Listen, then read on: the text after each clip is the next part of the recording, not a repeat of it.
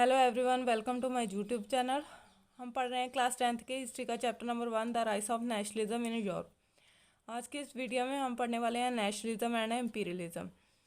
ये इस चैप्टर का लास्ट टॉपिक है, इसके बाद हमारा फर्स्ट चैप्टर फिनिश हो जाएगा। So let's start nationalism versus imperialism. Nationalism एक आइडियोलॉजी थी, ठीक है, जो लोगों के अंदर डेवलप की गई थी।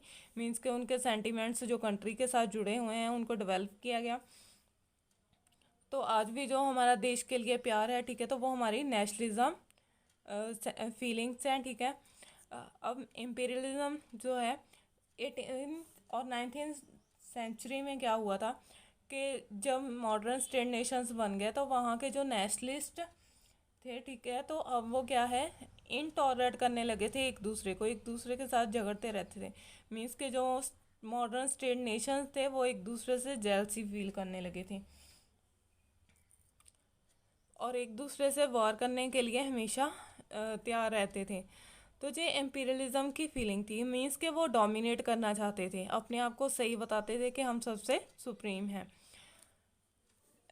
इसकी अगर एग्जांपल देखें तो हमारे आस पड़ोस में क्या होता है कि एक फैमिली बोलेगी कि हाँ हमारे बच्चे जो हैं वो बहुत अच्छे हैं, ठीक है, तो ये एक तरह से नेशनलिज्म की फीलिंग उनके अंदर है कि हाँ हमारे बच्चे अच्छे हैं।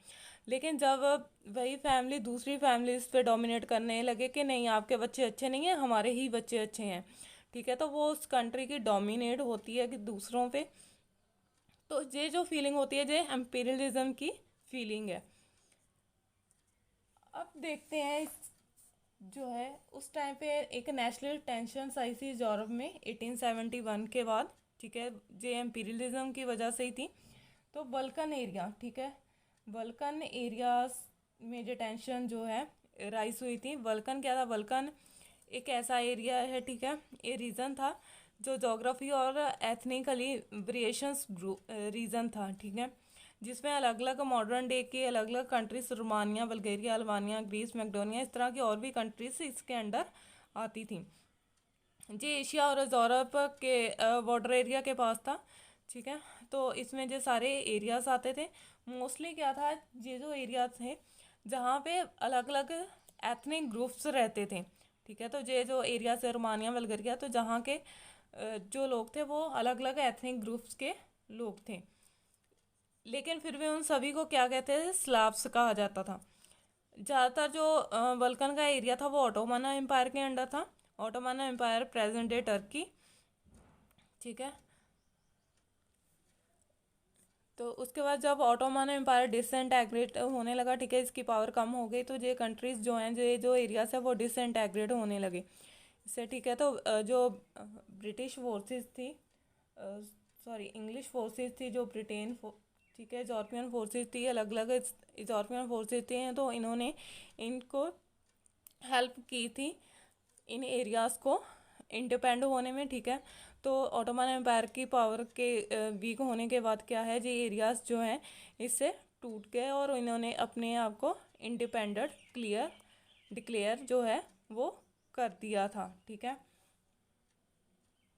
जब ये स्लेविक नेशनैलिटीज़ जो थी ये अलग अलग एरिया की, ठीक है, तो वो स्ट्रगल कर रही थी अपनी आइडेंटिटी बनाने के लिए, खुद को इंडिपेंडेंट डिक्लेयर करने के लिए, ठीक है। इंडिपेंडेंट तो हो चुके थे लेकिन वो अपनी आइडेंटिटी को डिफाइन करना चाहते थे। तो उस टाइम पे ये जो बल्कन था ये एरिया बन गया इंटेंस कॉन्फ्लिक्ट्स का। रीज़न क्या था कि जो यूरोपियन पावर्स ने इनकी हेल्प की थी, ठीक है, तो वो जहाँ पे डोमिनेट करना चाहती थी। इसके अलावा जो ये अलग अलग इंडिपेंडेंट नेशंस बने थे, ठीक है, छोटे छोटे एरियाज जो थे इंडिपेंडेंट हो गए थे, तो अब ये भी एक दूसरे से जेलसी करने लगे थे और अपने एरिया को बढ़ाना चाहते थे, अपने टेरिटरीज को एक्सपेंड करना चाहते थे, तो इसीलिए ये एक दूसरे से लड़ने झगड़ने लगे, ठीक है, तो ये ज़्यादा टेरिटरीज चाहते थे। तो अब जो है यूरोपियन पावर भी इसमें इंक्लूड हो गई थी, जैसे रशिया, जर्मनी, इंग्लैंड और ऑस्ट्रो हंगरिया, तो ये पावर भी इनमें इंक्लूड हो गई थी। वो इस इन एरियाज़ पे जो है कब्जा करना चाहती थी, उसके में अपने टेरिटरीज को बढ़ाना चाहती थी। तो अब इन इसकी वजह से इनके बीच में बहुत टाइम जो है लड़ाइयाँ झगड़े होते रहते थे और फाइनली जो इनका झगड़ा बहुत बढ़ गया था, तो उसकी वजह से क्या हुआ था, फर्स्ट वर्ल्ड वार हुई थी, तो इम्पीरियलिज्म की जो फीलिंग थी उसकी वजह से जो वर्ल्ड है उसे एक बहुत बड़ी वॉर फेस करनी पड़ी थी जो 4 साल तक चली थी, ठीक है। लेकिन जब वर्ल्ड वार ख़त्म हुई, ठीक है, तो उस टाइम पे बहुत सारी एंटी इम्पीरियल मूवमेंट्स भी चली थी, जैसे जो कॉलोनीज थी, साउथ अफ्रीका, इंडिया थी, जहाँ पे ब्रिटिश जो थे, ब्रिटेन रूल कर रहा था, तो जहाँ पे एंटी इम्पीरियल मूवमेंट्स चली थी। और ये जो कंट्रीज थी ये sense of collective national unity से इंस्पायर्ड थी, और इसीलिए जहाँ पे जो है जो नेशनलिज्म का आइडिया था वो अब स्प्रेड हो चुका था, और ये कंट्रीज भी फ्री हो गई। तो रिसेंटली अभी क्या है, ये जो सोसाइटी थी, आइडिया जो इनको ऑर्गेनाइज करने का आइडिया था नेशन स्टेट के रूप में इन सोसाइटीज़ को, वो अब नेचुरल और यूनिवर्सली एक्सेप्टेड किया गया है।